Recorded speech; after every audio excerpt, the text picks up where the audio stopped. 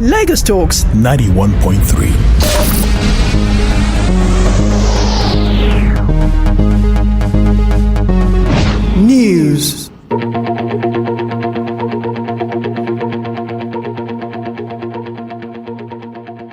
The federal government, in collaboration with the International Organization for Migration, the IOM, says it has evacuated 117 irregular Nigerian migrants from Libya.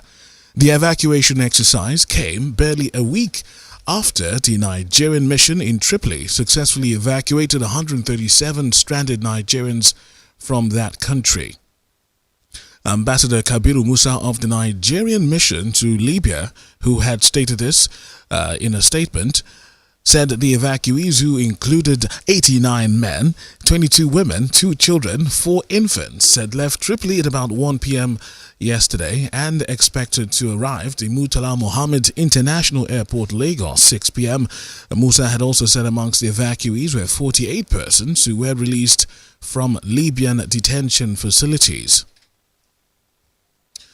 The Minister of Defense, retired Major General Bashir Magashi, has insisted that his ministry is trying to verify the source of the security alert threat which was issued by the United States. Magashi said this when he appeared before the House of Representatives Committee on Army to defend the 2023 budget proposal for his ministry. The U.S. mission in Nigeria had issued a security alert over the risk of terror attacks in the country, especially in the Federal Capital Territory. The minister, who had insisted that his ministry would not take the threat lightly, had also urged the U.S. government to always provide such information to the ministry instead of going public to avoid causing confusion amongst the people. Health Minister Dr. Sergey Hanire says the federal government is making plans to make the Cancer Health Fund, the CHF, available for more cases. Hanire on Tuesday, at the opening ceremony of the 2022 International Cancer Week, had said, where he was represented by the Minister of State for Health, Honorable Joseph Kumankama, had said that more than 1,500 indigent cancer patients had so far registered in the 6 pilot hospitals already administering treatment through the fund created by the federal government to reduce the burden of cancer treatment for Nigerians who could not afford it. The minister added that more than 400 cancer patients had started receiving treatment under the CHF initiative, which is contributory and domiciled at the Central Bank of Nigeria. In other news this morning, the National Drug Law Enforcement Agency, the NDLEA, had declared wanted the owner of Adikaz Hotels, Ademola Kazeem, over offences bordering on alleged drug trafficking and money laundering.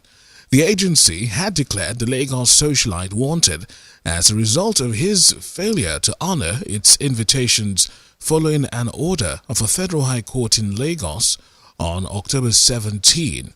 The anti-drug agency said Kazeem was fingered after the arrest of some drug traffickers attempting to export cocaine to the United Arab Emirates and other destinations outside Nigeria.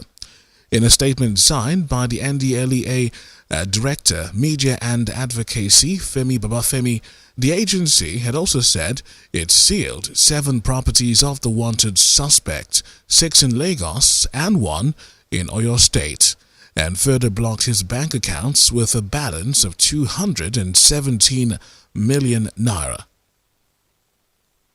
The Inspector General of Police, IGP Al-Kalim Usman, told the Federal High Court in Abuja that the presidential candidate of the APC, Asiwaju Bola Ahmed Tinubu, has no pending criminal matters with the police.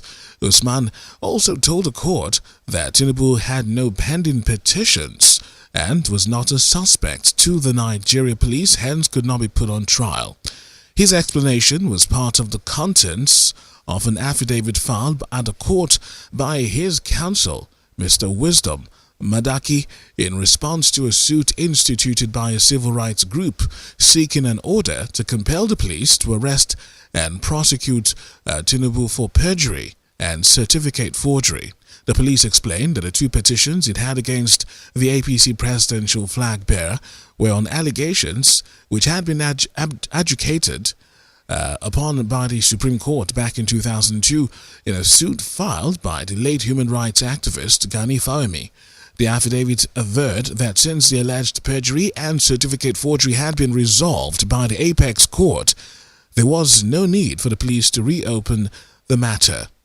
In the meantime, the APC presidential candidate in the 2023 elections, Ahmed Bola Tinubu, has met with the business community in Lagos to highlight some aspects of his plan to improve the economy if elected president next year. Bola Tinubu, who said he will deploy pragmatic problem-solving solutions in collaboration with the private sector, says improving the security and power situation in the country will accelerate economic development. Tinubu, the flag bearer, said the town hall meeting is one of the several interactions he will have with the business community, while stating that both groups must work together for the progress of the country. I see no conflict between the business community and government. Yet, with equal conviction, I believe the private sector and government should constantly be at war. But they wage this battle not as enemies. They must stand as inseparable allies, combating the mutual enemies of scarcity, underdevelopment, joblessness, and fear. The Lagos State Governor, Babajide Sanwo-Olu, also at the occasion in his welcome address had said Bola Tinubu has a track record of success in the private and public sector, which puts him in a better position to lead the country. You're still checking out the biggest stories. This Wednesday morning, the Kaduna State government has announced the reintroduction of school fees in senior secondary schools across the state. The Commissioner for Education, Hajia Halima Lawal, had made this known in a letter to the principals of secondary schools, noting that consequently every student at senior secondary level in Kaduna State will now be required to pay a nominal fee of 2,000 naira for an academic session, 1,000 naira for first term, and 500 naira each for second and third terms. The state government had in 2019 abolished the payment of fees in schools from primary to senior secondary for all students with effect from the year 2020. The move, according to the Kaduna State government, was to reduce the burden on parents and to facilitate free access to education by children of school age. The Commissioner for Education in the state, however, said that the reintroduction of the fees at senior secondary school level was due to the dwindling resources at the disposal of the state government, and modalities of payment will be communicated in due course. The Lagos State Fire and Rescue Service says it has recovered the charred remains of a male adult from the fire, which occurred at plot 1114 Adeola Odeku Street on Victoria Island, Lagos. This is contained in an official statement released by the agency and signed by its director, Mrs. Margaret Adeshaya, who noted that the fire ensued from an industrial generator which burst into flames. Other reports from other mediums had recounted that the body count had amounted to about 4, while others had been injured in the fire explosion. She added that the fire burnt a Toyota Salon car which belonged to the Rapid Response Squad of the Nigeria Police Lagos Command, stationed outside the premises. Unfortunately, the 4-story commercial building where the incident occurred was saved by the fire service personnel, while the RRS policeman escaped unhurt. And now look outside the country, where the United States has issued sanctions targeting ISIL in Somalia, designating members of the group and others it accused of being involved in a terrorist weapons trafficking network in Eastern Africa. In a statement, the U.S. Department of the Treasury said several of the people designated in Tuesday's action have sold weapons to or were active Al-Shabaab members. The ISIS group claimed responsibility for 2 car bombs which exploded outside the Education Ministry in Somalia's capital Mogadishu over the weekend, killing at least 120 people in the deadliest blast since a truck bomb killed more than 500 people at the same location about 5 years ago.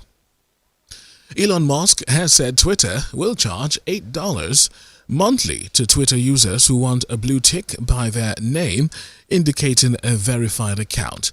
As part of changes after a $44 billion takeover of the social media site, Musk said it was essential to defeat spam and scam. A blue tick mark next to a username, normally for high-profile figures, is currently free. Musk, the world's richest person, had added that paid users would have priority in replies and searches and half as many advertisements. Twitter's former method of verifying users for a blue tick included a short online application form and was reserved for those whose identities were targets for impersonation, such as celebrities, politicians, and journalists. A quick look at the business scene this morning. Trading activities on the Nigerian Exchange Limited, the NGX, continued to decline as all indices fell by 0.21% amid sustained sell pressure on some large and medium stocks. Specifically, the market capitalization shed 50 billion naira to close at 23.827 trillion naira, as against 23,877 trillion naira recorded on Monday. Also, the all-share index, the ASI, declined by 93.35 basis points, or 0.21%, to close at 43,745.73 from 43,839.08 naira posted at the previous session. Consequently, the year-to-date return dipped to 2.41%. Market breadth closed negative with 18 stocks on the laggards table, while 14 stocks had gained. Analysis of yesterday's market activity showed trade turnover settled higher relative to the previous session, with the value of transactions up by 15.68%. While in the exciting world of sports, Nigeria, Ghana, and Benin Republic will present a joint bid to host the 2025 Africa Cup of Nations. Nigeria and neighbors Benin Republic were previously expected to battle Algeria and Morocco for the hosting right. Their West African counterparts, Ghana, are now ready to team up with them to host the continental showpiece. Ghana's Sports Minister Mustafa Usif confirmed their discussions for a joint bid with the likes of Nigeria and Benin is ongoing, and Ghana is considering the opportunity. Guinea was initially granted the hosting rights of the competition. However, the Confederation of African Football (CAF) rescinded the decision owing to lack of funds to put in place the required facilities. It will be recalled that Ghana and Nigeria co-hosted the 2008 edition of the AFCONs. Also, UEFA Champions League continued last night for the final round of group matches. Liverpool ended Napoli's flawless Champions League record with a 2-0 victory at Anfield, but still had to settle for second place in Group A behind the Italians. Atletico Madrid were knocked out of Europe altogether and will not be in Europa League following a 2-1 loss to Porto in the Champions League. Tottenham went through to the Champions League last 16 as Group D winners after scoring in stoppage time to beat Marseille 2-1 on a dramatic, frantic evening in France. Other results saw Barcelona claim a 4-2 win over Victoria Pleasant. Rangers lost 3-1 to Ajax. Bayern Leverkusen drew goalless with Club Brugge. Bayern Munich beat Inter Milan 2-0, while Sporting Lisbon lost 2-1 to Frankfurt. Tonight's actions see Chelsea host Dynamo Zagreb, AC Milan play FC RB Salzburg, while Real Madrid welcomes Celtic and Shakhtar Donetsk face RB Leipzig. There's also FC Copenhagen against Borussia Dortmund, Manchester City against Sevilla, Juventus tackle PSG, and Maccabi Haifa welcomes Benfica. Lagos Talks 91.3.